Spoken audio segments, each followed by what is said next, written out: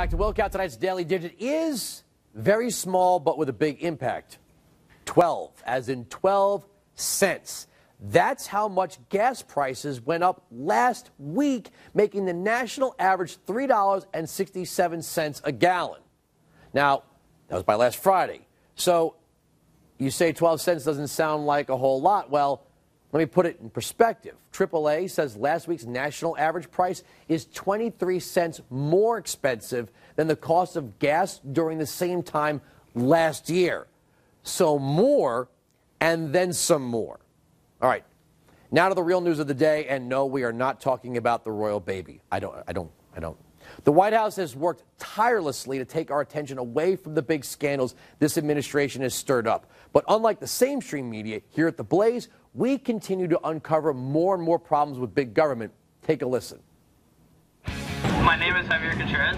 I am undocumented and unafraid. My name is Moises. I am also undocumented. Education, not segregation!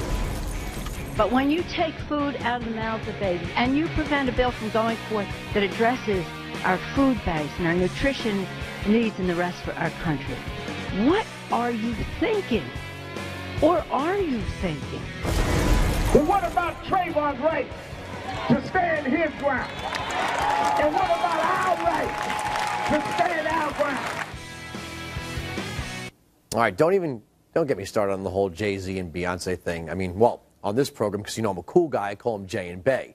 I think actor Romani Malco from the 40-Year-Old Virgin summed it up best in an op-ed that actually did run in the Huffington Post, and I quote, "To be brutally honest, the only reason people are even aware of Trayvon Martin is because it became a topic within the mainstream news and pop culture, meaning news directors saw it as a profitable and sensational story," unquote.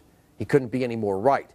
And it is beside me how anyone could condone giving illegal immigrants college tuition rates that are lower than American citizens who were born in this country and reside in this country legally. So let's start there.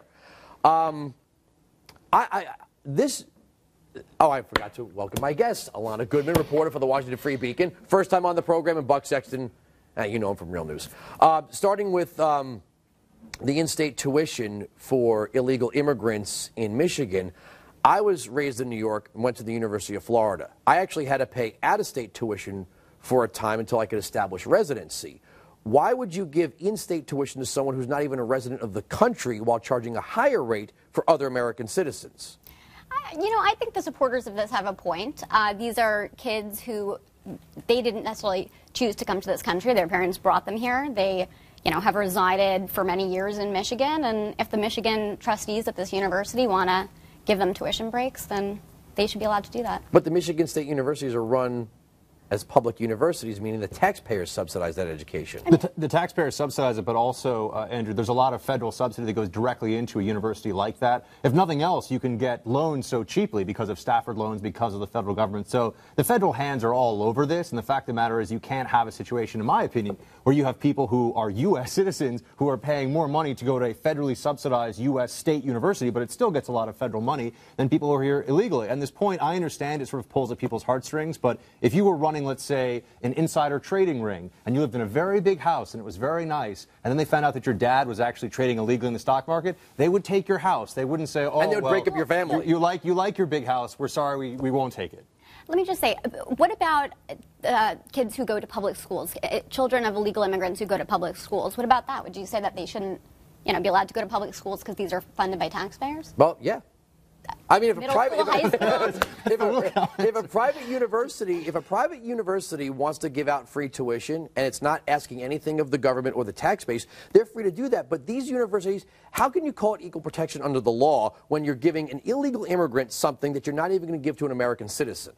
Well, I mean, there was also established residency procedures to get this. I mean, you had to go to, I think it was 2 years in a Michigan middle school and at least 3 years in a Michigan high school, even if you were an illegal immigrant, in order to get this reduced tuition. So, I mean, if you're going to argue against children of illegal immigrants getting reduced tuition at the Michigan universities, then why not Michigan public elementary or public middle schools and high schools? I just don't know how you establish residency when you're an illegal immigrant. I got to move on to the next topic, food stamps. You guys are going to love this one. The New York Post ran a story about this sort of ring that's going on here in New York City where Caribbean immigrants who are getting on EBT are buying these like 50-gallon drums, these big blue plastic drums, filling them with $500 to $2,000 worth of food, all bought with EBT money, and then mailing it to their relatives in Haiti, Dominican Republic, and Jamaica. Waste, fraud, and abuse? Well, yeah, of course. I mean, there's also, this is not something that's particularly new in terms of the concept. There's billions of dollars every year in untaxed remittances go back to specifically Latin America, but other countries as well, where people are getting paid under the table and they send money through these money senders, Western Union and others, to places all over the world. Now, that's coming out of the U.S. tax base, and that's also giving hard currency reserves to places that otherwise wouldn't be getting this money. Mexico, I think, gets $20 billion a year specifically from that program, which is clearly illegal, but nobody seems to care about it. We're subsidizing, in effect, the Mexican economy with those dollars, and now what you're seeing is we're subsidizing essentially the food economies of some of these Caribbean nations by sending them food. It also raises questions about, well, how could they have so much extra food? I mean, isn't this supposed to be if you don't have enough money for the food you have? A barrel of food? I mean, that's a lot of food. It's supposed to feed you. And it is fraudulent, by the way. Clearly, there are problems with the system. If you are on food stamps and you're able somehow to have so much extra food that you're able to fill an entire, what was it, a 50-gallon drum of food and send it back to somebody else. So clearly, I mean, you have tens of the shipping cost is only $70, though. Yeah, well, there you go. That's a racket. At least FedEx is doing a good job. We sent $522 million in foreign aid to Caribbean countries. Haiti, I know, has been devastated. Shouldn't we be on the phone with their government saying, what are you doing with all the money we're sending you if we're finding out Haitian immigrants are mailing food home from the United States? Absolutely. I mean, we give billions of dollars in foreign aid every year. That's not what the food stamp program is supposed to be about. The food stamp program is supposed to be about, providing assistance for people who aren't able to feed themselves. And it also should be pointed out, we can't really afford to continue on with the entitlement programs that we have. Everyone seems to agree on that. It's just a question of when. So when you look at the billions of dollars that are being spent, for example, on food stamps, the tens of millions of people who are currently on food stamps, it's very hard to roll these programs back because of the emotional connection. It's like, you want to take food, Nancy Pelosi, you want to take food from a baby's mouth? Well, we actually can't feed the entire world, Nancy. That would be a problem at some point. We can help them develop their own crops, but really in the end they got to feed themselves. All right, Jay-Z and Beyonce attending the Trayvon Martin rally here in New York City. I'm not going to get all upset and say, oh, they're setting a bad example, but let's be honest, America, for all its racism, hasn't been bad to Beyonce or Jay-Z for that matter. I mean, my favorite part of this was that they said, we're not doing, we didn't go to this rally for the attention. We don't want any, publicity from this. I mean, it's fine if that's what they want to do. If they want to support that cause, great, good for them. But if they're saying they didn't want attention from it, they could have done this privately. They could have reached out to the Martin family. So I just think it's a little silly. You went down to Occupy, and one by one the celebrities were showing up, probably getting a cue from their publicist in the limousine before they stepped out, said something for the camera.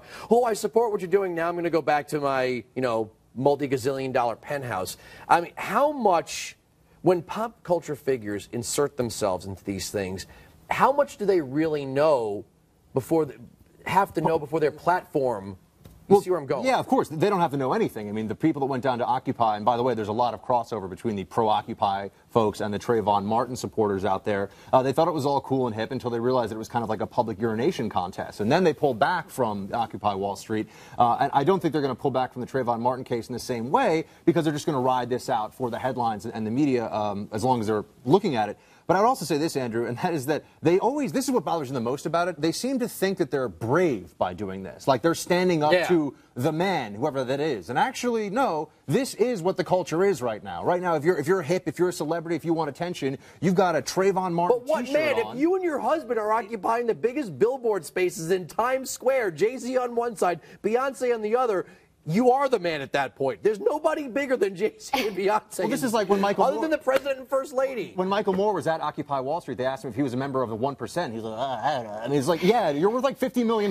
You're a member of the 1%. Let me ask you this. When they keep saying this is about stand your ground, and those of us that have been following say stand your ground wasn't even part of the defense, it's like the pop culture celebrities that are out there giving these speeches are completely detached from this case. Completely detached. I mean, you know, they want to make this into some sort of issue. They want to use this to change policy, and you know, like you said, it just doesn't have anything to do with the merits. Even if you didn't believe, for example, what came out of this case, which was that it looked like George Zimmerman was getting punched in the face. If someone's punching you in the face and you have a gun, you can in fact shoot them in self-defense. That's pretty well-established law. Even if you thought that that was false, right? If that's not the narrative that comes out of it, you have to accept that our justice system is premised upon protecting the innocent, even if it means that some guilty people will go free. It does happen, Casey Anthony. This is exactly the reason that we have the checks and balances in the system that we have, because we don't want an innocent person going to jail. That's going to mean that the scale is a little bit tilted towards, look, it's reasonable doubt. It's not 100% this guy didn't do it.